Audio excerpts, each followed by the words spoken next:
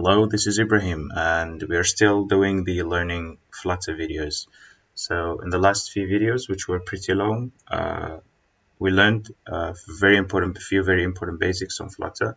So these upcoming videos will be super fast, and we'll try to just dive into this topic directly without much talk.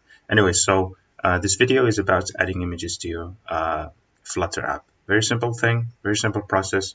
Let's create a folder inside of assets. Let's call it images, and we just upload the images we need here. So let me add those images in here.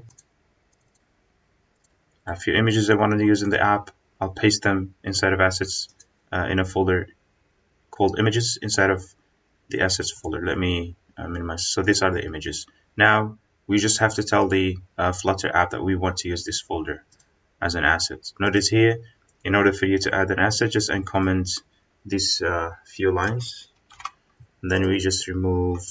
So instead of us using, so we just want to use we just specify the folder to our images. So it's in assets, and then / images /. So everything inside of images will be exposed to the application now. And then the next step would be to use the image.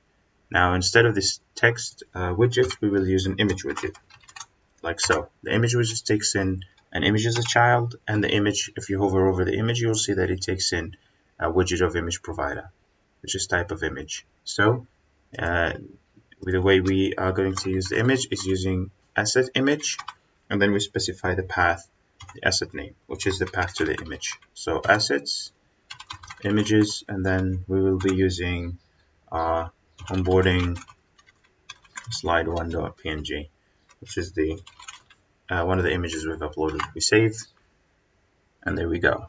So that's a 2-minute video for you. See you in the next one.